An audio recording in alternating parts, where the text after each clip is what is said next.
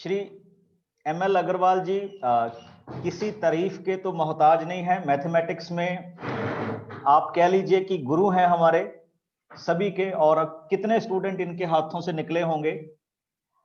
And जैसे कि मैंने आपको बताया था कि अग्रवाल सर हमारे साथ होंगे, तो you are also very excited to ask questions about mathematics. Agrawal sir का कैरियर 12th से लेके एमएससी तक ना जाने कितने कितने बच्चों को इन्होंने टीच किया है। डीएवी कॉलेज जलंधर से इनका टीचिंग कैरियर शुरू हुआ, और अगर मैं सही से जान रहा हूं तो सर ने 96 में वहीं से रिटायरमेंट ली है। एंड उसके बाद कितने ही टीचर्स को ट्रेंड किया है through different workshops of CBSE, KV and many other platforms. Sir मैं सभी बच्चों की तरफ से आपका एक बार फिर से स्वागत करता हूं। और पहला मैसेज ये आया है कि एक बच्चे ने लिखा है, वह आई एम आल्सो अ डीएवीएन। बहुत शुक्रिया आपका। और मैं सर स्टार्टिंग में ही आपसे कहूंगा कि आप बच्चों के लिए कोई आशीर्वाद के रूप में शुरुआत करें। और एक चीज मैं आपको बताऊंगा, इसमें ऑलमोस्ट सभी स्टेट्स के बच्चे हैं sir.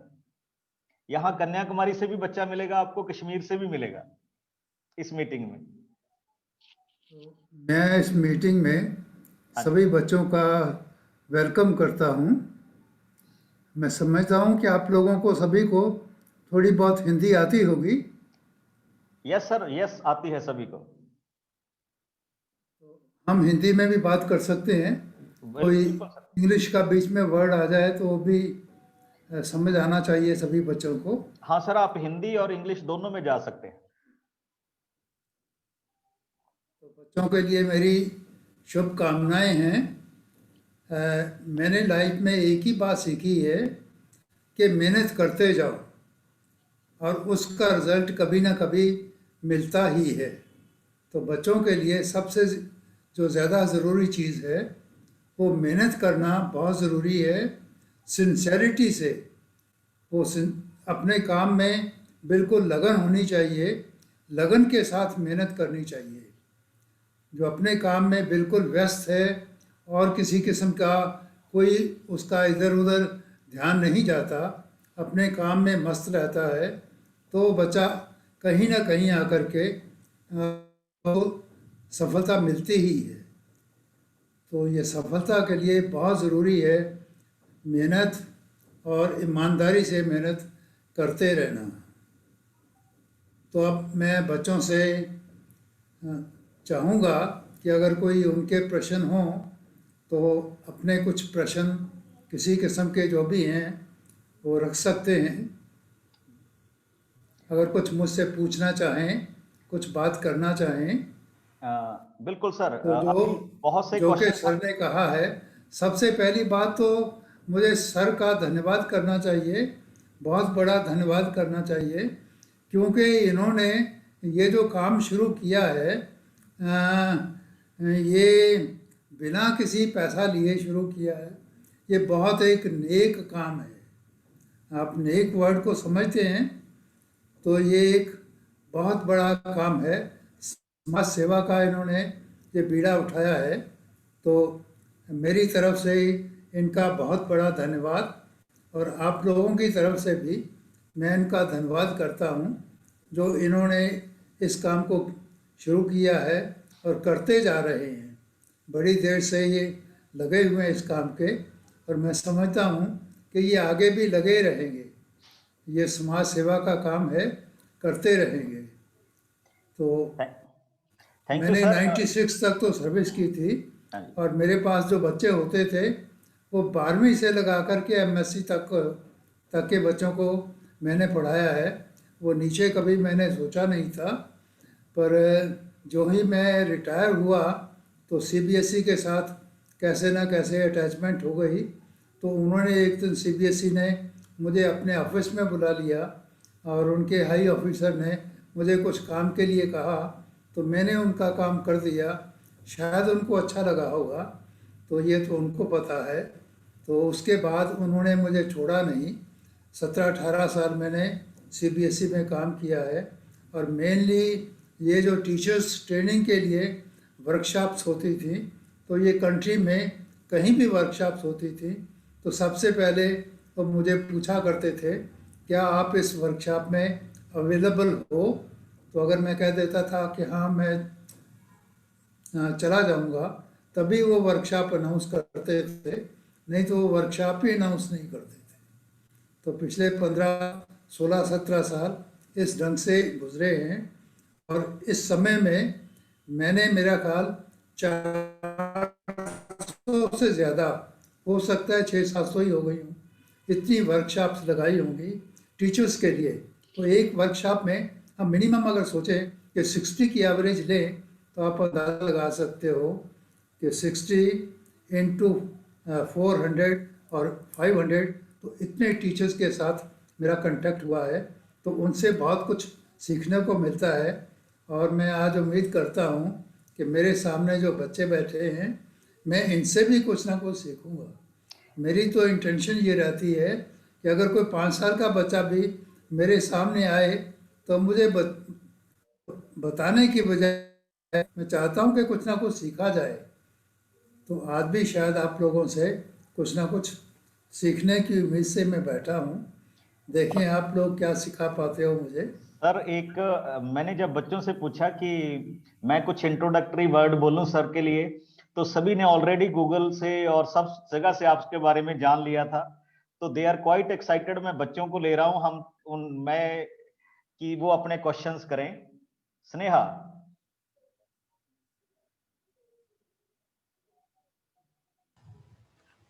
Good morning, sir. Yeah. Good morning, sir. Good morning Sneha. Sir, am I audible? Sir आपको स्नेहा की आवाज सुनाई दे रही है? उनका या म्यूट। हाँ, कम सुनाई दे रही है। ओके। स्नेहा क्वेश्चन करो अपना और बताओ कहां से बोल रहे हो आप? सर मैं गांधीनगर गुजरात से बोल रही हूँ। Okay, go ahead sir with मुझे योर ये क्वेश्चन। पूछना था कि आपको कब लगा कि आपको करना चाहिए। Repeat your question. Sir yes yes. आपको ऐसा कब लगा कि आपको मैथमेटिशियन बनना चाहिए, या फिर आपका इंटरेस्ट कैसे है उसमें।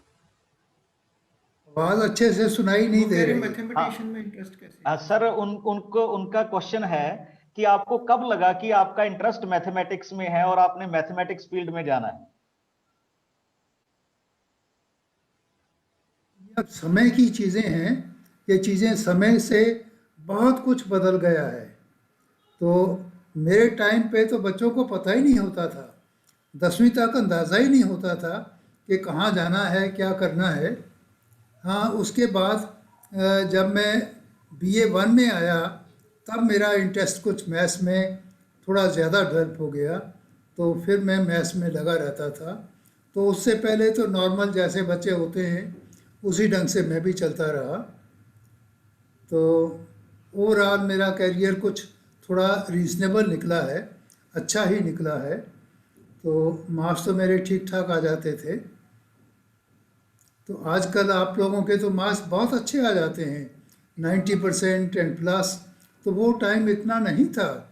उस टाइम पे अगर कोई 80 क्रॉस कर जाता था, मैं अपने टाइम की बात करता हूँ, तो समझा जाता था पता नहीं क्या कौन सा आसमान को नीचे गिरा लिया है इन्होंने। तो आजकल तो 99% आ जाएं तब भी सोचते हैं 100% क्यों नहीं आए। आजकल का टाइम बदल गया है। Harmanjot. Good morning sir. Yes yes Harmanjot, carry on. Sir मेरा क्वेश्चन है सर कि मुझे मैथ्स में बहुत इंटरेस्ट है सर। मेरा इंटरनेशनल रैंक 1 भी आ चुका है मैथमेटिक्स ओलंपियाड में।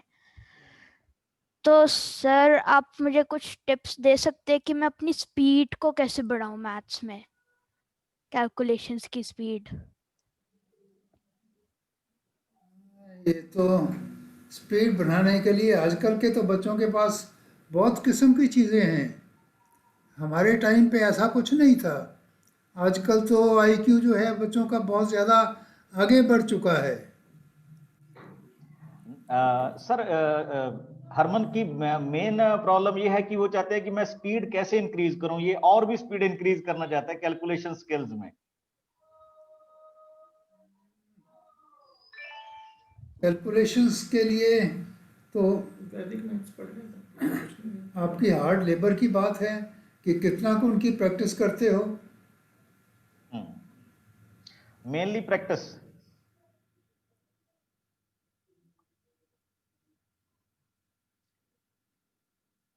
सर आवाज आ रही है मेरी?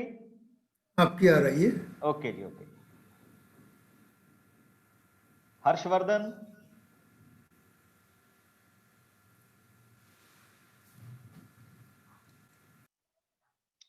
Yes Harshvardhan, go ahead. Sir नमस्ते सर।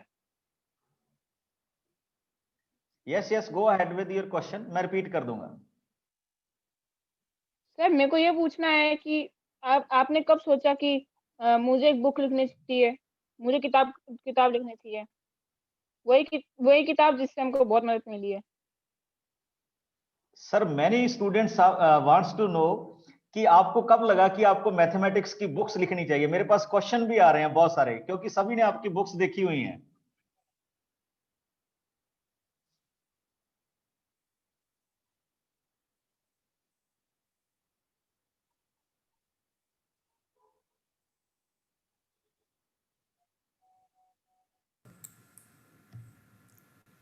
मैंने 61 में पढ़ाना शुरू किया था, तो मुझे क्लास में जाते सिर्फ 3-4 दिन ही हुए थे और ट्रिग्नोमेट्री मैंने शुरू कर रखी थी।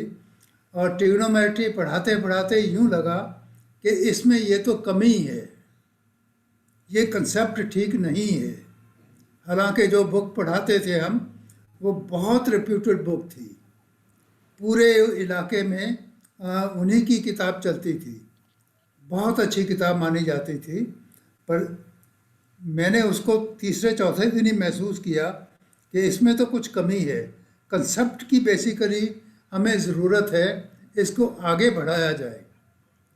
तो 10वीं तक के बच्चे समझते होंगे कि जो ट्रिग्नोमेट्री है वो सिर्फ ट्रायंगल पे आधारित है, पर जब क्लास 11th में जाते हैं तो उनको ट्रिग्नोमेट्री वो सिर्फ एंगल पे आधारित नहीं रह जाती, ट्रिग्नोमेट्री को रियल नंबर पे डालना पड़ता है।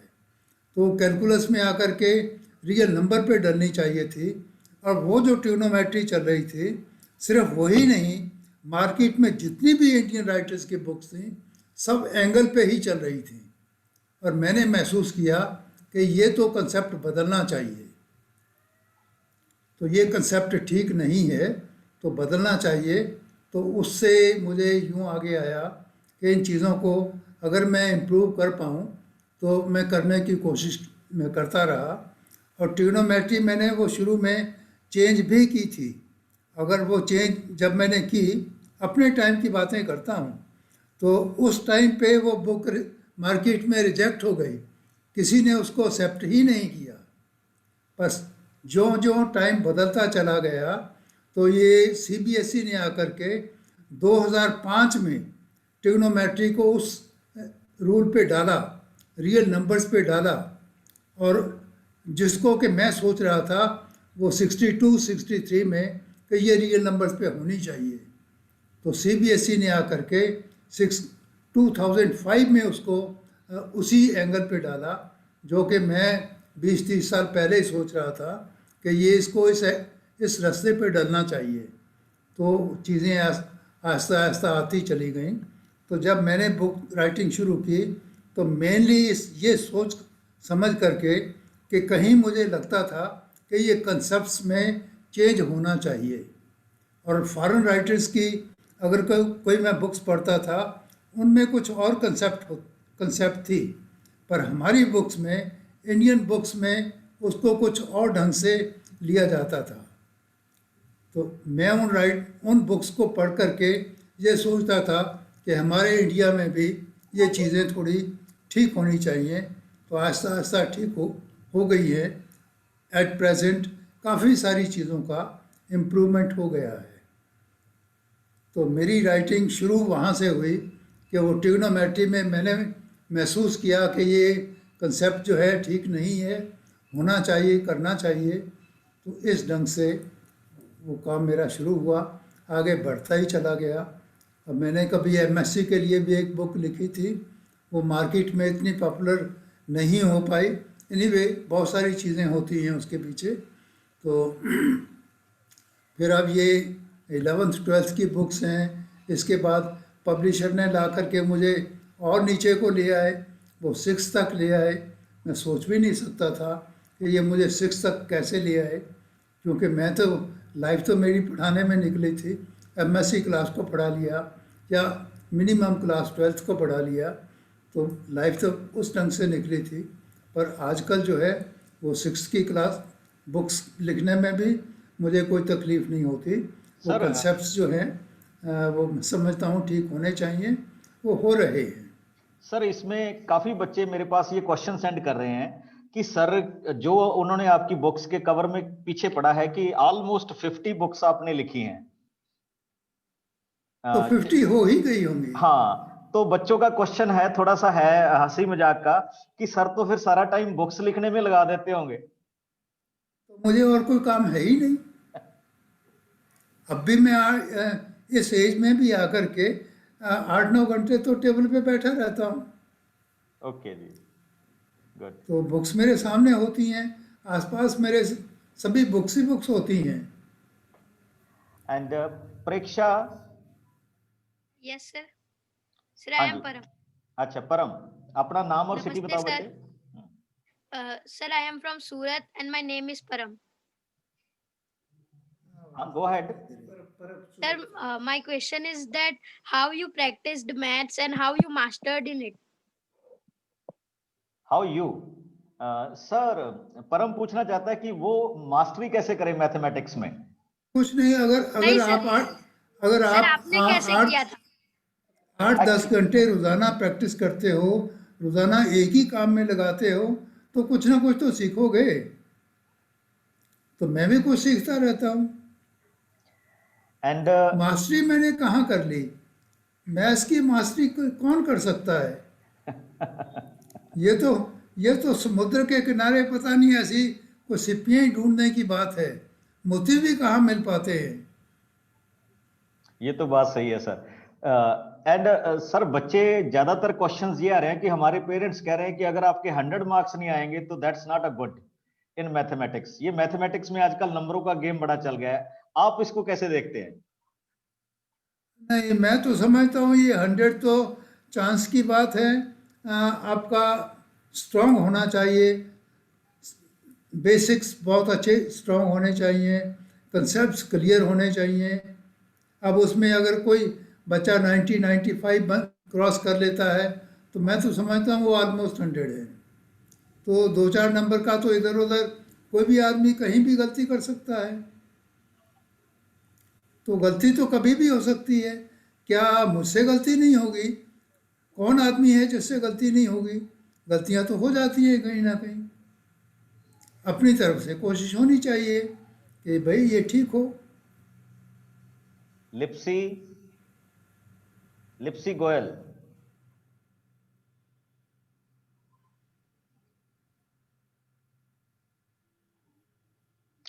Aryanshi. Radhe Radhe sir. Good morning. Sir मैं आर्यांशी बोल रही हूँ गांधीनगर से। सर मुझे आपसे ये पूछना था कि सर कॉन्सेप्ट्स क्लियर हो जाते हैं पर जब उन्हें सॉल्व करने की बारी आती है सर तब सब दिमाग से स्लिप हो जाता है, तो उसको दिमाग में कैसे बना के रखें? और सर एक और चीज पूछनी थी सर, जैसे हमारा मैथ्स का जब एग्जाम होता है तो हमारे 2-3 नंबर या 3-4 नंबर कम आ जाते हैं, तो घर पे सुनने को मिलता है कि पढ़ाई नहीं की थी क्या? नहीं, ऐसा कुछ नहीं है, ऐसा कुछ नहीं है। अगर ये मैं तो खुद कहता हूँ कि जब आदमी काम करता रहता है पता ही नहीं चलता कहाँ पे गलती छूट जाती है। तो ये कोई बड़ी बात नहीं है। कंसेप्ट्स की क्लैरिटी होनी चाहिए, वो बहुत ज़रूरी है। सबसे पहले वो ध्यान उसी बात पे होना चाहिए और फिर प्रैक्टिस करने की बात है। तो प्रैक्टिस करना बनता ही है, प्रैक्टिस करते रहना चाहिए। मैथ्स के लिए तो काफ़ी टाइम चाहिए।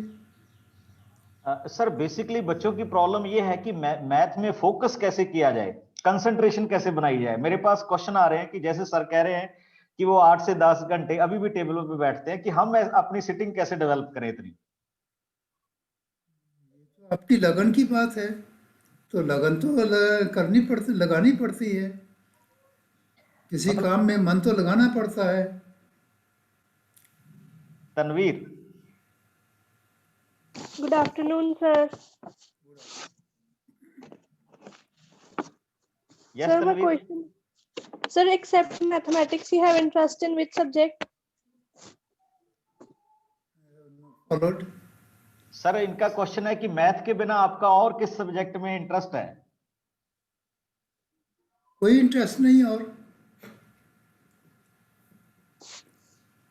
मैं तो सिर्फ मैथ्स की बात सोचता हूँ। Second thought sir, second thought, मतलब मैथ के अलावा भी कुछ ना कुछ तो पैशन होगा। कुछ ज़्यादा नहीं, मेरा टाइम तो मैथ्स में ही गुजर जाता है। Okay. Anirudh.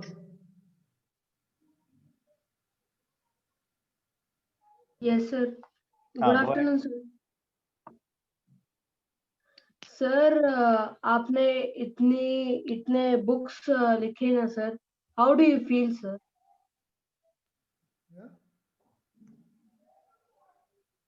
Sir Anirudh wants to know कि आपने इतनी सारी बुक्स लिखी हैं, अब उसके बाद आप क्या सोचते हैं या फील करते हैं?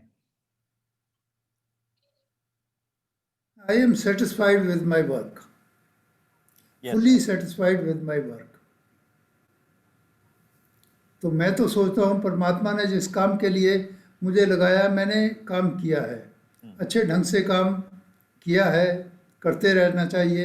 अब भी इस उम्र में भी अगर मैं लगा रहता हूँ तो बस इंटरेस्ट की बात है, और कोशिश मेरी ये रहती है कि कंसेप्ट्स को क्लैरिटी के ढंग से लिखा जाए और इस काम को थोड़ा आगे बढ़ाया जाए। एंड सर मैं कई बच्चों के क्वेश्चन मेरे पास राइटिंग में आ रहे हैं बहुत सारे, तो मैं बीच में से 2-3 क्वेश्चन ले रहा हूं। तो एक बच्चे का क्वेश्चन ये है सर कि अगर मेरा मैथ में इंटरेस्ट कम है तो how I develop my interest. मैं मैथ पढ़ना चाहता हूं बट मेरा इंटरेस्ट नहीं बन पा रहा। उनका ध्यान और किसी काम में जाता होगा इधर उधर, तो ये मैथ्स में ध्यान लगता ही नहीं होगा। अगर मैथ्स में ध्यान लग जाता है तो फिर तो आदमी इधर उधर जा ही नहीं सकता।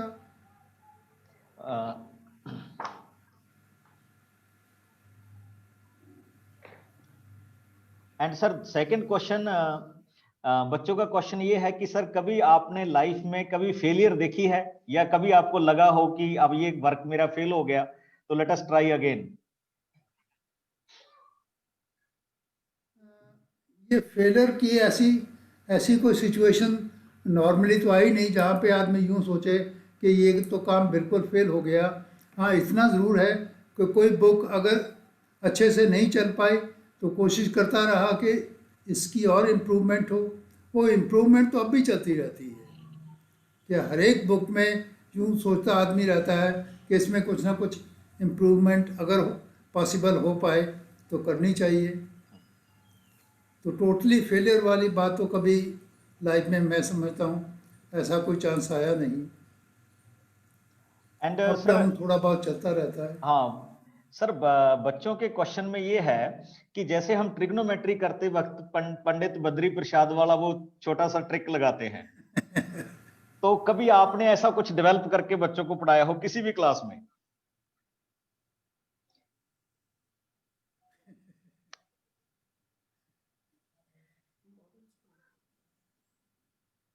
Add sugar to coffee. आजकल सर बच्चों ने उसको नया बना लिया है, आओ सारे ट्यूशन चलिए। बच्चे आजकल नई नई चीज़ें बनाते रहते हैं। मयंक, हमारे टाइम और अब के टाइम का बहुत फ़र्क है। Good afternoon, sir. Go ahead, Mayank. I'd like to know आपकी क्या गांड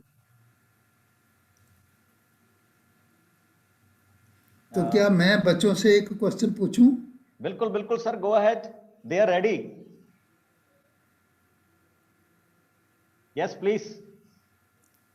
अगर हमें 1 से 100 तक लिखना है, नेचुरल नंबर लिखने हैं, 1 2 3 4 5 अप टू 100, तो हमें 2 डिजिट को कितनी बार लिखना पड़ेगा? चलिए मैसेज करके बताइए जल्दी से. हम लिखना चाहते हैं 1 से लगा करके 100 तक, 1 2 3 4 5 ऐसे करके लिखते जाएं, अप टू 100 तक हमें लिखना है. तो डिजिट 2 को कितनी बार लिखना पड़ेगा?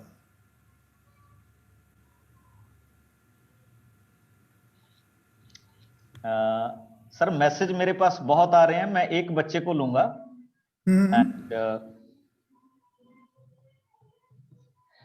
मैसेज तो सर 1 से लेकर 100 तक सारे ही आ गए.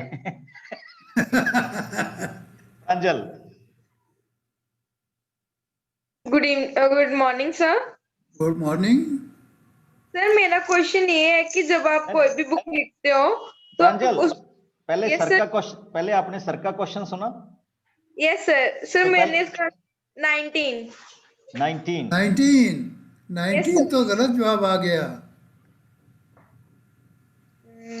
सर मेरे को 19 पर लगा. इसका मतलब ये नहीं है कि ये गलत हो गया तो मुझे कुछ नहीं आता. इसका मतलब ये है मुझे इम्प्रूवमेंट करनी है. Yes sir.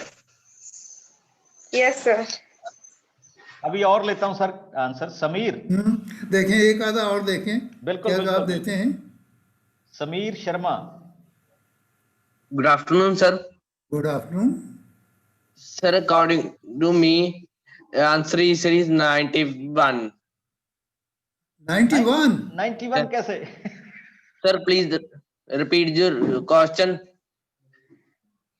हमें लिखना है 1 से लगा करके 100 तक नेचुरल नंबर्स लिखने हैं. 1 2 3 4 5 so on. Go on writing till we reach 100. Yes, और sir. मेरा क्वेश्चन ये था कि इस सारे प्रोसेस में 2 को कितनी बार लिखना पड़ा? 2 digit number, sir. 1 से लगा करके शुरू करके 1 2 3 4 लिखते जाओ जब तक 100 तक ना लिख ले. तो 2 को कितनी बार लिखना पड़ा? अनुष्का. Sir, 19. 19 तो बिट्टे गलत आंसर है. अब देखें इसका ठीक कैसे करना है. स्नेहा. Sir I think 11. चलिए अब मैं बच्चों को समझाता हूँ. Okay sir. तो आपने व्हील देखे हैं, ये नंबर लॉक देखा है. नंबर लॉक हमारे अटैचियों पे ये सूटकेस ऐसे मिलते हैं जिनमें ये व्हील से चलते हैं. उनमें वो नंबर लॉक्स होते हैं. या एक ऐसे पहिया ले लें और उस पे नंबर लिखे हैं 0 से लेकर के 9 तक. 0 से 9 तक लिखा है आपके पास. 0 भी लिखा है, 1 2 3 so on अप टू 9. एक व्हील और ले लें, उस पे भी लिखा है 0 1 2 3 so on अप टू 9. अब देखें इस व्हील को, 10 वाले व्हील को 0 पे होल्ड कर लो. इसको होल्ड कर लो, पकड़ लो और इस व्हील को घुमाओ. अगर इस व्हील को घुमाते हैं, सबसे पहले तो 0 आ जाएगा. अब थोड़ा घुमाएंगे तो 1 आ जाएगा, 2 आ जाएगा, 3 आ जाएगा. तो ये व्हील घूमता जाएगा और इधर तो 0 ही है. तो ये कितने नंबर्स बन जाएंगे? 0 बनेगा, 1 2 3 so on अप टू 9। तो ये ऐसे बन जाएंगे। अब इस व्हील को थोड़ा और आगे कर लो, 1 पे ले आओ, इसको 1 पे ले आओ और इसको फिर दोबारा घुमाओ, तो ये 10 बन जाएगा, 11 बन जाएगा, ऐसे बनते चले जाएंगे। इस व्हील को और आगे घुमा लो, 2 पे ले जाओ, तो ये व्हील को फिर घुमाओ, तो इसका मतलब ये नंबर 20, 21, 22, तो इन टोटल ये पूरा व्हील अगर घूम जाएगा तो ये टोटल नंबर दोनों व्हील्स पे अगर देखोगे तो 0 से शुरू करके और 99 आ जाएंगे। तो हम अगर ये दो व्हील्स को घुमाते हैं तो इसका मतलब 0 से शुरू करके 99 तक हम पहुंच जाएंगे। तो एक्चुअली ये 100 नंबर्स बन जाते हैं, पर इसमें एक ज़ीरो बन जाता है, एक ज़ीरो बन जाता है, 100 इसमें बनता नहीं है। पर हमारा जो क्वेश्चन था वो तो ये था कि हमें 1 से 100 तक लिखना है। अब 100 में तो 2 आता ही नहीं है, 100 में तो 2 आता ही नहीं है, तो वो 100 वाली बात तो आई नहीं। अगर 99 तक भी हम चले जाएं तो देख लें कि ये सारा जो आपके पास नंबर्स हैं वो बनते ही चले जाएंगे। अब अगर आपने इसको 0 पे होल्ड किया है और ये यहाँ पे ये जो कुछ चलता चला गया, 0 पे कर लो या यूं कर लो। पहले हम यूं करते हैं कि ये यूनिट वाला व्हील, 2 व्हील हैं, एक को यूनिट वाला समझ लो और एक को टेंस वाला व्हील समझ लो। तो ये जो यूनिट वाला व्हील है इसको आपने 2 पे होल्ड कर लिया, 2 पर होल्ड कर लिया। अब इस व्हील को घुमाना शुरू करो, जब ये 0 आएगा तब ये 2 आपको लिखना पड़ा। आगे इसको आप जब 1 पे ले गए तब भी ये आपको 12 बनाता है, तो इसका मतलब ये फिर लिखना पड़ा। तो जो जो व्हील घूमता चला जाएगा, जितनी बार ये व्हील घूमेगा उतनी बार आपको यहाँ पे ये 2 लिखना पड़ेगा, 2 लिखना पड़ेगा जितनी बार भी ये व्हील घूमेगा। तो ये व्हील 10 बार घूमता है, 0 से लेकर के 0, 1, 2, 3 सो ऑन। तो ये व्हील 10 बार घूमा है, तो इसका मतलब यहाँ पे आपको 10 बार लिखना पड़ा है। यूनिट प्लेस पे आपको 10 बार लिखना पड़ा है। अब इसको छोड़ दो, अब ज़रा इसको होल्ड करके देखो। ये वाला व्हील अब 2 पे होल्ड कर लो, इसको 2 पे होल्ड करो और अब इसको घुमाओ। तो जब 0 लिखोगे, इसके सामने जब 2 आएगा, ये 0 आएगा, इस व्हील का जब 0 आएगा तो ये 20 बनाता है। इसका मतलब यहाँ पे 2 आपको लिखना पड़ा। तो फिर इसको और आगे ले जाओगे, जब इसको और आगे ले जाएंगे, ये 2 है, इधर 1 आएगा, तो यहाँ पे ये 21 है, तो इसका मतलब यहाँ पे फिर आपको लिखना पड़ा। तो ये व्हील जो जो घूमेगा उतनी बार आपको यहाँ पे ये लिखना पड़ेगा। तो 10 बार आपको यहाँ पे लिखना पड़ेगा, 10 बार यहाँ पे लिखना पड़ेगा, तो 20 बार लिखना पड़ेगा। Thank you sir. And Nidish Bansal. और इस काम को अगर आप आगे बढ़ाओ, अब मैंने ये प्रॉब्लम इतनी नहीं पूछी है, ये प्रॉब्लम तो बहुत आगे बढ़ेगी। ये तो हमने स्टार्ट किया है। Sir. Many students right 20 before you explain. आपको दे मस्ट राइट 20। पर अब उसके पीछे ये थोड़ा सा एक किस्म की एक्टिविटी बनी, सोचने का तरीका बना, आपकी सोच को आगे ले जाता है। आंसर की बात नहीं है, आंसर एक अलग चीज हो गई, एक आपकी थिंकिंग को आगे बढ़ाना। बात तो ये है कि हमें हमारी थिंकिंग आगे बढ़नी चाहिए। अब इसी काम को थोड़ा सा आगे बढ़ाते हैं। 3 व्हील सोचें, 2 की बजाय 3 व्हील सोचें, और यूं सोचें कि हमें 1 से लगा कर के 1000 तक लिखना है,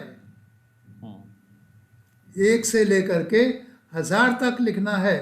अब अगर तीसरा व्हील ऐड कर दें तो ये देखो 999 यहाँ तक पहुँच जाएगा। 1000 में तो वो 2 आता ही नहीं है, तो अब अगर आपने इसको होल्ड किया है, ये दोनों व्हील घुमाओगे, एक नहीं, अब दोनों घूमेंगे, तो 100 नंबर्स बन जाएंगे। इसका मतलब इस जगह पे यूनिट प्लेस पे आपको ये कितनी बार लिखना पड़ा है? 100 बार लिखना पड़ा है। ऐसे ही अब अगर टेंस वाली प्लेस पे देखें तो ये दोनों व्हील घूमेंगे, तो इसका मतलब टेंस वाली प्लेस पे भी आपको 100 बार लिखना पड़ा है। अब इस प्लेस पे चले जाएं तो इसका मतलब ये हुआ कि अगर ये 100 वाली प्लेस पे जाएं तो ये दोनों व्हील घूमेंगे, फिर ये 100 बार लिखना पड़ा। तो अगर अब मेरा क्वेश्चन यूँ होता कि हमें यूँ चलना है, वो 1 से शुरू करके 1000 तक, तो 1000 में 2 नहीं आता है, तो फिर ये कितनी बार आता? 2 कितनी बार लिखना पड़ता? 300 बार। और अगर और आगे बढ़ाना है तो अब एक चौथा व्हील ऐड कर लो, अब 10,000 तक चले जाओ, तो अब 3 व्हील घूमेंगे, जब 3 व्हील घूमेंगे तो 1000 हो गया, तो अब ये 4000 बार आएगा। 4000 बार आएगा, यस। अब अगर और ऐड करना चाहते हो और ऐड करते चले जाओ, चाहे रामानुजन बन जाओ, आगे आगे बढ़ते जाओ, सोचो ज़रा आपकी सोच। तो ये मैंने क्वेश्चन पोज किया आपकी थिंकिंग को बढ़ाने के लिए। मारुति नंदन,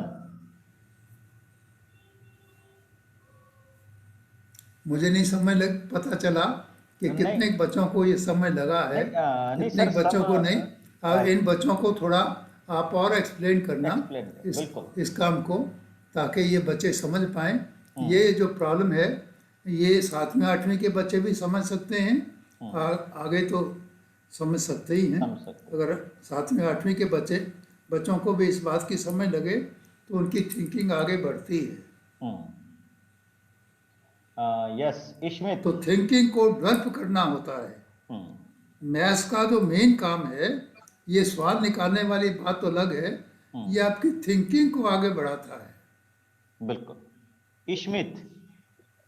सर मेरा सवाल ये है कि जब आप पहले आप बताए थे कि आपको 6th क्लास तक ले आए आपको, तो फिर आपको कितनी कोई प्रॉब्लम हुई उनको पढ़ाने में, क्या फिर आपको और अच्छा लगा उनको भी पढ़ा के? मैंने कभी 6th के बच्चों को पढ़ाया तो नहीं है, पर वो बुक्स के बारे में पूछना चाहता है। बुक्स के बारे में क्या क्वेश्चन है? कि सर आप जैसे आप बड़ी क्लासेस को टीच कर रहे थे, तो फिर आपने जब 6th की बुक लिखी तो आपको कोई प्रॉब्लम तो नहीं आई? नहीं, ऐसा कुछ नहीं है, फिर आदमी को उस लेवल पे उतरना पड़ता है।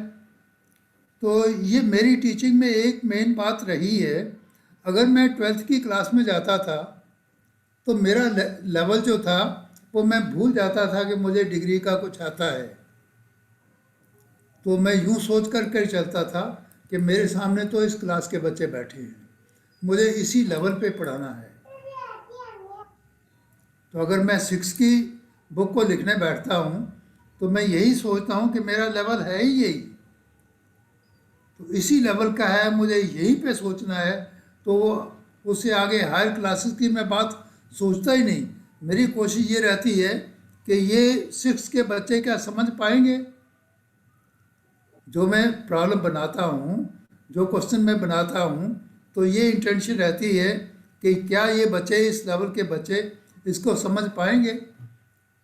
तो अगर तो वो समझ पाते हैं तब तो मैं समझता हूँ कि वो ठीक है, सक्सेस है उस मसले में। अगर वो उसको समझ नहीं पाते हैं इन जनरल, तब मैं समझता हूँ कि उसमें कुछ ना कुछ कमी है, वो थोड़ी और ठीक होना चाहिए। ओके तो बच्चों से फीडबैक भी लेता रहता हूँ। बिल्कुल। सर मैं एक और क्वेश्चन ये भी था, ऋषभ एक मिनट, अश्मित एक minute, Rishabh. Yes sir. Yes, go ahead with your question. Sir मैं पूछ रहा था कि सर अगर हमें 100 दिया हुआ है तो 100 में से अगर 10 कितनी बार घटाया जा सकता? आवाज नहीं आई। आवाज मेरे पास भी नहीं आई। चलिए कोई बात नहीं। हम सतीश। Namaste, sir. नमस्ते भैया। Sir, I am from Nasik. Sir, my क्या? doubt is that I want to become a mathematician. So how I can study for this? मेहनत लगाना शुरू करो। सर सतीश का क्वेश्चन ये है कि वो मैथमेटिशियन बनना चाहता है। बहुत ही तो अच्छी बात है। एंड उसने पूछा है कि मैं कैसे प्रिपेयर करूं अपने आप को फॉर दैट। कौन सी क्लास में पढ़ते हो? Satish I think 8th class में अभी। सर 8 क्लास में। मैथ्स में कितना टाइम डिवोट करते हो डेली? सर कम से कम। सर प्लीज रिपीट योर हाँ, कितना टाइम लगाते हो आप मैथ में डेली अभी? सर मैं 10 to 8 आवर्स। कितना टाइम मैथ्स में? 8 to 10 hour sir, 8 to 10 hour. 8 to 10 hours in maths alone? नहीं ये नहीं हो सकता। 8 to 10 आवर मैथ्स में लगाते हो तो बाकी सब्जेक्ट्स कहाँ गए? सर वो मैं रात तक पढ़ाई करता हूँ ना 11 बजे तक, तो उसी में कवर हो जाते हैं। आवाज नहीं क्लियर। सर सतीश कह रहा है कि मैं रात को 11 बजे तक पढ़ता हूँ। और 11 बजे तक तो मैथ्स कितने बजे शुरू करते हैं? मैथ्स में तो इस एज में 7th 8th क्लास में तो इतनी ज्यादा जरूरत होती नहीं है। सर वैसे आइडियल टाइम क्या है, मतलब 8th 9th 10th वालों के लिए? अगर 2 घंटे स्टडी कर ले, ढंग से स्टडी कर ले तो काफी है। Only for mathematics? School hours के अलावा। स्कूल आवर्स के अलावा। और अगर सर टोटल स्टडी टाइम देखें हम ऑल सब्जेक्ट्स का, तो आपके अकॉर्डिंग कितना टाइम देना चाहिए after school? Beyond school hours? हाँ, beyond school hours. I think 4 hours sufficient है। It should be sufficient. And जो हमारे कंपटीशन वाले बच्चे हैं जो 12th में हैं अभी और आगे चलकर उन्होंने जेई का या मेडिकल के कंपटीशन देने हैं, तो उनके लिए आप आइडियल टाइम कितना मानते हैं मिनिमम बियॉन्ड स्कूल आवर्स? बात तो ये है कि आपकी काम में लगन कितना है। अगर काम में लगन है, आपकी कंसंट्रेशन पूरी है, आई फील 6 आवर्स। ओके। हाँ, उसके ऊपर आप जितना भी जाना चाहें, इट्स अप टू यू। नहीं, अगर आप इधर उधर कुछ और सोचते रहते हो तो उससे काम नहीं चलता। ये फुल कंसंट्रेशन चाहिए and 6 hours is enough. Archisha? Sir, I am from Delhi and I wanted to ask you that how did you grow interest in mathematics? Sir, sir has already said Archia many times. Sir, आप आवाज थोड़ी cut रही थी ना, तो इसलिए सुनाई नहीं दिया। ओके।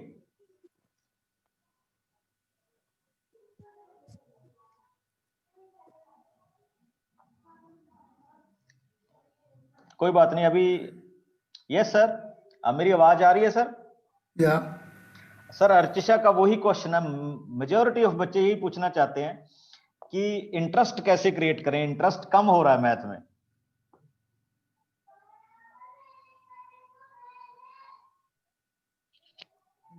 तो कंसंट्रेशन लगानी पड़ती है।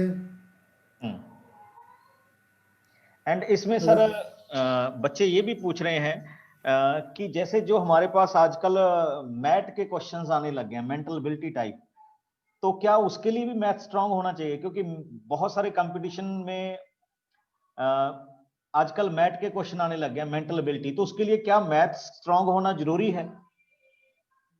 अच्छा होना तो जरूरी है। अब अगर स्ट्रांग की बात नहीं को कहेंगे तो कम से कम कंसेप्चुअल क्लैरिटी तो कहीं ना कहीं बननी चाहिए। और अगर मैथ्स थोड़ा सा अच्छा हो जाता है, कंसेप्ट्स को आप लर्न करना शुरू कर देते हो, अच्छे ढंग से उनको देखते हो, तो ये दूसरे सब्जेक्ट्स में भी बहुत हेल्पफुल रहता है। फिजिक्स केमिस्ट्री आसान हो जाती हैं। And sir one students ask me कि अभी जो नया अप्लाइड मैथमेटिक इंट्रोड्यूस हुआ है, तो आपका उसके बारे में क्या राय है? आपने तो शायद इस पे वर्कशॉप भी किया अभी। वर्कशॉप लगाई थी मैंने, 3 वेबिनार लगाए थे। ये अच्छा है, इसमें कंपटीशंस के लिए थोड़ा ज़्यादा मटेरियल मिलेगा बच्चों को। वो एक अलग किस्म का है जो दूसरा रेगुलर मैथ्स है, पर इसमें वैरायटी ज़्यादा है। अप्लाइड मैथ्स में आपको कई चीज़ें मिलेंगी जो तो आगे लाइफ के लिए ये अप्लाइड मैथ्स भी मैं समझता हूँ कि अच्छा रहेगा। ओके, निदिश बांसल। नेक्स्ट बच्चा पूछ रहा है सर क्वेश्चन, मैं भी उसको लाइन पे लेता हूँ। Nidish, yes, go ahead. Go ahead with your question.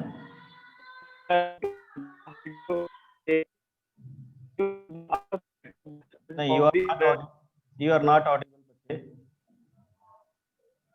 Vaibhav? Sir, you took the acting as a hobby or a business?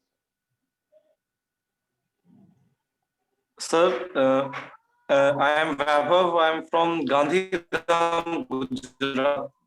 मेरा ये क्वेश्चन है कि जैसे हम लोग जेई के लिए कुछ बच्चे प्रिपेयर करते हैं जो बहुत छोटी क्लासेस से करने लगते हैं, और मैंने देखा है कि मेरे कुछ दोस्त 8th से प्रिपेयर हैं, वो कोचिंग में कम से कम अपना आधा से ज्यादा दिन कोचिंग में निकाल देते हैं वो। पर जैसे कि ऐसे कोचिंग्स वाले जो हमें मटेरियल देते हैं उनके में अप्लाइड वाले ज्यादा होते हैं। आपको क्या लगता है कि अप्लाइड मैथ्स सब एक जरूरी है ज्यादा इस थ्योरेटिकल से? अप्लाइड वाली चीजें जो हमारे अप्लाई हो रही है ये ज्यादा इंपॉर्टेंट है कि थ्योरी इंपॉर्टेंट है? Okay, thank you. ये दोनों का कुछ समन्वय होना चाहिए कि अप्लाइड भी ज़रूरी है और बेसिक कंसेप्ट्स का होना भी बहुत ज़रूरी है। दोनों तरह नहीं सर, उसका और ये जो कोचिंग्स की बात है, मैं समझता हूँ कि इसमें टाइम बहुत ज़्यादा बर्बाद हो जाता है बच्चों का, जितना कि बेनिफिट की बजाय। तो कोचिंग में थोड़ा बहुत अगर कंसेप्ट्स वाली चीज़ों पे भी स्ट्रेस डाला जाए तो बच्चों का ज़्यादा भला हो सकता है। और सर एक उनका क्वेश्चन ये था कि अभी जो पेरेंट्स हैं वो 5th ऑनवर्ड ही कोचिंग कंपटीशन की तैयारी में शुरू हो गए हैं, तो क्या ये क्लास से? हाँ, पांचवी क्लास से, पांचवी 6वीं क्लास में ही उनके ऊपर प्रेशर बनाना शुरू कर दिया बच्चों के ऊपर कि आपने जेई क्रैक करना है तो go ahead with some extra. तो क्या ये ठीक? ये आजकल की एक बहुत बड़ी प्रॉब्लम बन गई है। पेरेंट्स भी ऐसे ही सोचने लगे हैं और बच्चों के लिए तो ये एक बहुत बड़ा बोझ बनता जा रहा है। हमारे टाइम में तो ऐसा नहीं था। जब मेरे बच्चे निकले तो अच्छी जॉब्स में निकले हैं, उस टाइम पे तो हमने कभी सोचा ही नहीं था। सर एक थोड़ा सा बताइए बच्चों को, तो पेरेंट्स भी सुन रहे हैं काफी अभी अपने बच्चों के बारे में, and how they study so that the student got some inspiration. अभी एक बच्चा तो मेरे पास बैठा है। ओके। तो इसने जब ये जेई का एग्ज़ाम देना था तो मुझे तो पता ही नहीं था। वो समय भी था कि जब मुझे पता ही नहीं था, हालांकि मैं कॉलेज में पढ़ाता था, सब कुछ था, पर मुझे तो पता ही नहीं था ये कब एग्ज़ाम देने जा रहा है। तो ये कंपटीशन का एग्ज़ाम दे आया और कंपटीशन में निकल गया, बहुत अच्छे मार्क्स भी आ गए, इसका बहुत अच्छा रैंक्स भी आ गया। तो ये IIT दिल्ली से है, कंप्यूटर साइंस इसने किया हुआ है। तो और ये मैं अपनी तरफ से कह सकता हूँ, ये पास भी बैठा है, कि एक भी आवर की कोई कोचिंग नहीं थी किसी भी सब्जेक्ट में। not a single hour coaching in any of the subjects, physics, chemistry, maths. ये मैथ्स की क्लास में मेरी क्लास में था। ओके। और घर आकर के अगर मैं कभी इससे पूछता था कि कोई तुम्हारा क्वेश्चन है, तो कह देता था हो गया डैडी, हो गया। सर एक ये बड़ा इसका रेडीमेड जवाब होता था। सर बच्चे डैडी कह हो रहे गया। हैं, सर बच्चे कह रहे हैं कि आपके जो बेटे बैठे हैं साथ में, हमने उनसे भी क्वेश्चन पूछने हैं एक दो फॉर दैट, अगर वो अवेलेबल हों तो, क्योंकि बच्चे आजकल आईटीएंस को अपना रोल मॉडल मानने लगे हैं। तो ये एक बच्चा आ गया है, ये गोल्ड मेडलिस्ट है, ये क्लास 11th में 12th में, और जैसे मैंने कहा ये पहली बार निकलता है। हम कोई भी कंपटीशन दें तो ये पहली बार ही थ्रू जाता है। ऐसे ही ये इसने आईएएस के एग्ज़ाम दिए, तब भी ये कोर्स में ऐसा नहीं था। इवन आईएएस के लिए भी not a single hour coaching. Very good sir. और बच्चे सर राजेश जी से भी क्वेश्चन पूछना चाहते हैं। चलिए अभी 5-10 मिनट इनकी शक्ल देख। हाँ जी बिल्कुल बिल्कुल। नमस्कार sir. Hello to all the young boys and girls. This is Rajesh Agarwal. I did BTech in computer science from IIT Delhi 83 to 87, then joined IAS. और बच्चे जो कह रहे थे गलतियों की बात, I remember in IAS exam also I had taken mathematics as one subject and I made one mistake of 20 marks. I remember x minus 2 multiplied by x minus 4, इसको गलत खोल दिया था and I lost 20 marks. तो ऐसी गलतियां हो जाती हैं, तो one should not feel bad about them. And ultimately I feel kids should not get too pressurized. You never know where life will take you. Yes. तो स्टडीज करो, जैसे पापा कह रहे थे, मेहनत लगाओ, stay away from social media for some time. I know it's only online learning going on in last 6-7 months, but during exam times at least, stay away from social media during those times. And also one thing I must say that on the exam days, whether it is your regular exam or JEE or whatever, don't feel too pressurized. I won't say ki see a movie on the one day before the exam, but don't mug up till the last time. Okay. And as Papa was saying, and Sanjeev sir is also saying, try to have conceptual clarity. क्योंकि बाद में देखो आपको in engineering college or later in life in any job also, mugging up things basically is not required. You have access to internet, you have access to everything when you want to solve any problem later on in life. So don't try to mug up things. And Rajesh ji, एक बच्चों ने और question पूछा कि पापा ने कभी पढ़ने के लिए डांटा आपको? नहीं, खास नहीं। वो एक्चुअली अगर मुझे याद है, मैं क्रिकेट का बहुत शौक था। जब पेपरों के दिनों में भी मैं अगर क्रिकेट खेलने भागता था तो फिर ये 3-4 घंटे बाद पकड़ के ले आते थे। तो and luckily see the things have changed.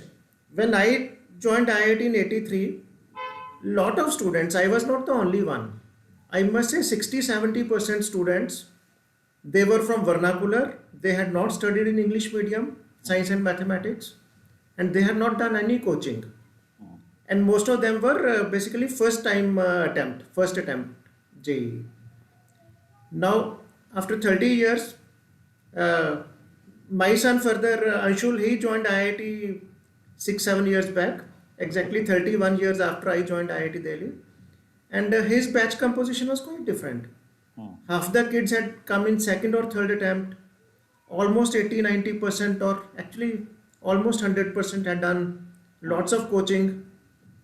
But again, those who are starting coaching in 5th class or 8th class, they get burnt out. So I won't seriously suggest based on data also. So IIT JEE coaching for a pure brutal success ratio, start slowly in 9th, become a little more serious in 10th, 11th, 12th, yes. 2 years of your life you have to devote fully. whether it is JEE or medical exams, or because competition has become tough. So, but don't burn out yourself. So, if any parents are there also, my request is even data does not support this. That you start coaching in 5th and the child will sail through. Raw data does not support this theory. And it's not also good for the child in the long run. So let children enjoy life also. But when you are studying, जैसे many of you and many of parents must have got surprised when Mr. M.L. Agarwal, my dad, said 2 hours per subject per day is enough. Yes. This is enough only if you are serious. Then you don't bother what is going on in the background.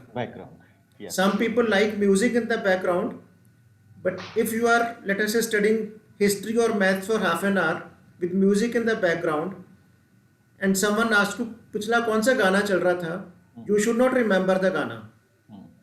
It should be just a background sort of relaxation. But if you are listening to lyrics at the same time, that means you are not fully concentrating. So, full concentration करिए. Don't bother about time. I also believe 2 hours per day per subject is enough. Until 8th standard, do enjoy life also. Till 10th also actually. 11th, 12th you have to be serious. There's Be no doubt serious about it. and focused. What you want to do. Absolutely. And see, now also parents are from different generation, and they would feel that engineering and medicine or maybe law or maybe CA, these are the only fields in life. Now if you see the kind of jobs which are emerging, they're very, very different. So whatever you prefer, whether it's history or sports or any other subject in life, enjoy that, study that well. And now a lot of material is available on internet, lot of free courses are available on Coursera and other subjects, lot of good videos are there. So whatever field you like, some people like cooking, and cooking also offers wonderful career opportunities these days. So it could be any subject, any field of life. So, and mathematics is one thing which is actually beautiful in its own right. So try to enjoy mathematics, even if you don't want to become mathematician in life or an engineer in life. So mathematics, basic concepts, they will come in handy for any subject. Economics, sociology, psychology, anything. Ask any PhD in psychology. Ultimately, in the thesis, mathematics. Applied mathematics, Yes. that would be required. Required. So try to understand those concepts. I also always said to students ki enjoy math. Rather doing math, enjoy the math. Due to this, actually in 98, 99, when basically internet came to India, Yes. then I set up a site called ilovemaths.com. ilovemaths.com. Yes. My son has slightly changed it, ilovemaths.in, so that is Maths. mobile friendly. Mobile friendly. Yes. So I put some material from dad's books and some puzzles and some jokes, etc. And I don't get enough time to actually update it. So after joining IAS, now in senior positions, I remain quite busy, and I don't get time to update that. But basically, you should start loving the subject rather than mugging it up. And as I said, 100% marks is good, but in later life, it's not really essential. So enjoy maths. Then score will come automatically. So, And Rajesh ji, many students now asking me, sir, we want to become an IAS, and now they change the topic. कि sir से पूछिएगा. One student asked me, sir से पूछिएगा कि क्या उसके लिए भी कोई specific line हमें choose करनी है? We just go ahead with our passion of study. go ahead with your passion, and basically 1 year before your graduation, so whether you are in BA or engineering college or medical college or wherever, or doing BSc, MSc, So 1 year before your graduation, you think about the career possibilities. And if you feel you want to sit for competition for IAS, yes, again, about a year's study would be required. Again, just like JEE, some people start reading general knowledge things and other things right from 8th or 10th. That's not required. When you make up your mind to sit for competition, become serious 1 year before that, and then devote your time to choose the subjects and basically prepare for them. And one more question, Rajesh जी, कि 8th, 9th और 10th की study भी help करती है आपकी उस competition के लिए? No, not really. Only see, general knowledge would make up hardly 20% of the basic marking scheme of these kind of competition exams, IAS and similar civil service exams. And then there is a basically tradition of picking up NCERT books of 10th standard of economics, sociology, etc., civics, etc., just to brush up the knowledge. Okay. Because 10th standard NCERT books of these 3-4 subjects, they cover the fundamentals of civics and democracy and all of that. So, but you don't really have to in 10th standard, don't even think 6 saal baad this will be my career choice. Okay. After 5 years, at basically 10 years, you might be thinking of some career choice. At 15, that may change dramatically. At 18, that may change dramatically. Yes, yes. So at a young age of 8th, 9th standards, don't think too much about that. But if you want to basically go into engineering college, yes, by 9th, obviously you have to choose the subjects. You have to take science and mathematics. And then 9th and 10th, please devote to clearing the concepts of 9th and 10th, not really IIT JEE.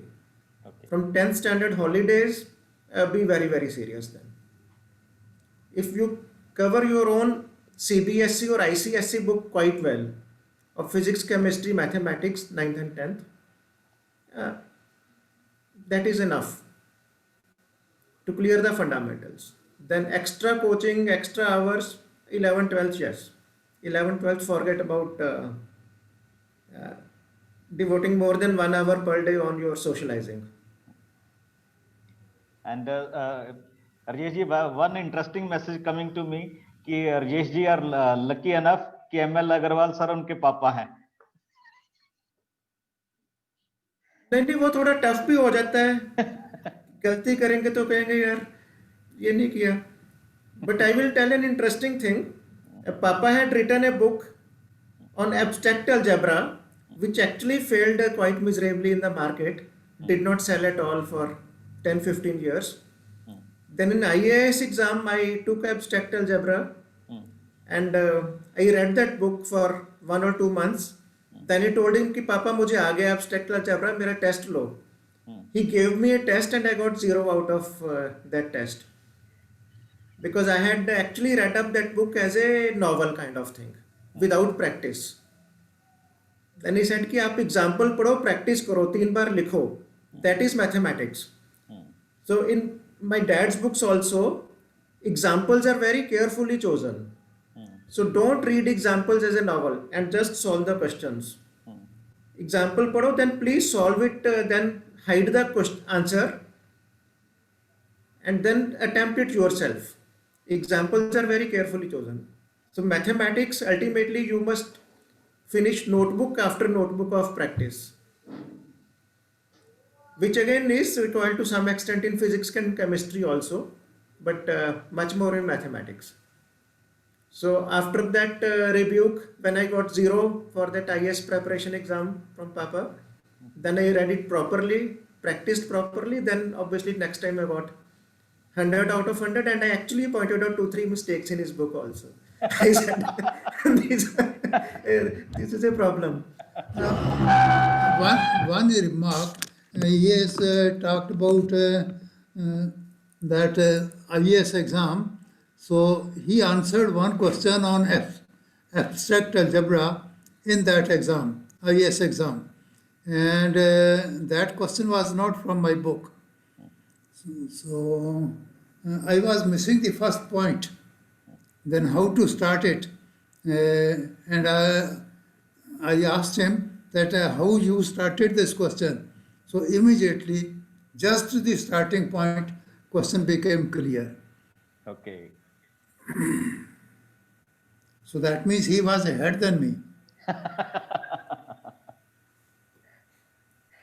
Okay sir, and अभी आपका समय हमने काफी ले लिया। बच्चों के लिए कोई लास्ट में आप ब्लेसिंग या कोई टिप्स या जो भी आपके मन में आए तो आप कहना चाहते हो प्लीज। मैंने एंजॉय किया बच्चों के साथ। आज बच्चों के साथ मिलने का बहुत देर बाद मौका मिला है। रिटायरमेंट के बाद मैं बच्चों के सामने कभी गया ही नहीं, तो उसके बाद तो सिर्फ टीचर्स के कांटेक्ट में ही आता रहा। तो ये शायद पहली बार है 20-25 साल के बाद जब थोड़े बच्चों को सामने देख पा रहा हूँ, और वो भी ये छोटे बच्चों को, यंग बच्चे नज़र आ रहे हैं। इतने छोटे बच्चे तो कभी मैंने देखे ही नहीं थे। तो क्योंकि मैं क्लासेस तो ज़्यादा सीनियर क्लासेस को ही पढ़ाता रह गया, तो इन बच्चों में जाकर के पढ़ाना तो बहुत ही अच्छा लगता होगा। बच्चों में तो आदमी एंजॉय करता है। बिल्कुल सर। तो मैं तो आज बहुत खुश हूँ कि चलो बच्चों से मिलने का मौका मिला। सर बच्चे बहुत हमने उनको कहा था कि ज्यादा मैथमेटिक्स की बातें नहीं होगी, कि you can ask a question about mathematics, तो वो किसी सेशन में फिर करेंगे। ओके, बट अभी आपको जनरल टिप्स होंगी, जो आपकी जो जनरल क्वेरी होंगी, और राजेश जी ने तो उसमें आके बीच में बिल्कुल बच्चों को एक्साइट कर दिया अबाउट आईएएस, क्योंकि मेरे पास सारे क्वेश्चंस आते हैं कि सर मैंने आईआईटी क्लियर करनी है, मैंने आईएएस बनना है, एंड वो भी थोड़ी सी सेटिस्फाई होंगे। नहीं, पता नहीं, मेरे बच्चे तो ऐसे ही निकल गए। और इससे छोटा जो है उसने एम्स से किया है एमबीबीएस, तो वो भी ऐसे ही निकल गया। कोई कोचिंग नहीं, पता ही नहीं था हमें तो कोचिंग का। दैट मीन्स सर कि अगर आप में पैशन है और आप मेहनत कर रहे हैं तो you will get whatever you want. यही एग्जांपल सेट हो जाती है कि अगर आप अच्छे से लेबर करोगे और अपना फोकस्ड रहोगे तो जो आप चाहते हो यू विल गेट दैट। कहीं ना कहीं तो फिर अगर मेहनत करते हो तो कुछ ना कुछ तो मिलता ही है, और आपके इच्छा के मुताबिक ही मिल जाता है। Okay, and sir last blessing from your side please. तो मेरी तरफ से बच्चों को शुभकामनाएं। बस एक ही बात चाहूँगा बच्चों से कि मेहनत लगाओ, अपनी सिंसेरिटी से मेहनत लगाओ, ईमानदारी होनी चाहिए उसमें। मेहनत लगाओगे और लगाते जाओगे, सक्सेस तो आनी ही होती है, आ जाएगी, अपने आप आ जाएगी। बस अपनी तरफ से आप मेहनत लगाते जाओ। तो मेरी ब्लेसिंग्स आप लोगों के साथ हैं। मैं आप सब लोगों के लिए मेरी शुभकामनाएं। थैंक यू सर, और हमारी तरफ से कि आप सेहत याफ्ता रहें और बहुत अच्छी हेल्थ हो, और इसी तरह बच्चों के लिए बुक्स लिखते रहें आप। Thank you. और वो तो चल ही रहा है, जितनी देर तक ऊपर वाला चाहेगा चलता रहेगा। बिल्कुल सर, पर्सनली मेरे को बहुत अच्छा लगा कि मैंने आपसे सिंगल टाइम कांटेक्ट किया और आपने फर्स्ट टाइम ही कह दिया कि yes we are go ahead with that. Thank you. चलिए बच्चों से मिलने का मौका मिल गया। हाँ जी सर, थैंक यू। अब मैं मीटिंग को सर एंड करूंगा। थैंक्स फॉर योर हाँ, thank you sir, thank you Rijesh ji, thank you. बच्चों, we are about to end the meet and you will get this link on YouTube. Thank you.